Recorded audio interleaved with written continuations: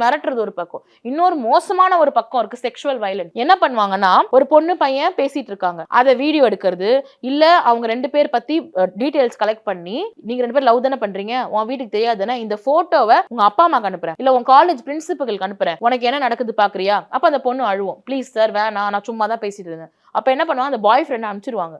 இல்லன்னா அந்த பாய் ஃப்ரெண்ட ஒரு ஓரமா நிக்க வச்சு அவன் முன்னாடியே அந்த பொண்ணை செக்ஷுவலி அபியூஸ் பண்ணிருக்காங்க. இந்த கேசஸ் இருக்கு. இது மெரினாலன்னு கிடையாது சார். எல்லா இடம் இப்போ நான் கேக்குறேன், செக்ஷுவல் அபியூஸ் மெரினால நடக்குதா நான் கேக்குறேன். செக்ஷுவல் அபியூஸ் எத்தனை செக்ஷுவல் அபியூஸ் மெரினால இப்படி இந்த 2 கப்பல் உட்கார்ந்து இருக்கிறதுனால செக்ஷுவல் அபியூஸ் எத்தனை நடந்திருக்கு? ஒரு வாதம் செக்ஷுவல் அபியூஸ் நடக்குதுன்னு ஒரு வாதம். இன்னொரு வாதம் அவங்க என்னமோ பண்றாங்க, பீச்சுக்கு வந்து இதெல்லாம் பண்றாங்க, அது ஒரு வாதம். சரி, அதெல்லாம் நடக்குதுன்னா எஃப்ஐஆர் போடு. எத்தனை செக்ஷுவல் அபியூஸ் இப்படி கப்பலா வந்து உட்கார்ந்து மெரினால நடந்திருக்கு நீங்க ரிப்போர்ட் பண்ணிருக்கீங்க? செக்ஷுவல் அபியூஸ் எல்லா இடங்களும் நடந்திருக்கு.